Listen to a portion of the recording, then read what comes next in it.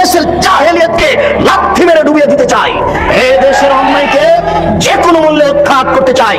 আল্লাহ, তুমি বড় দয়াবান, তুমি বড় রহমান, তুমি বড় ক্ষমাশীল, তুমি বড় শক্তিশালী।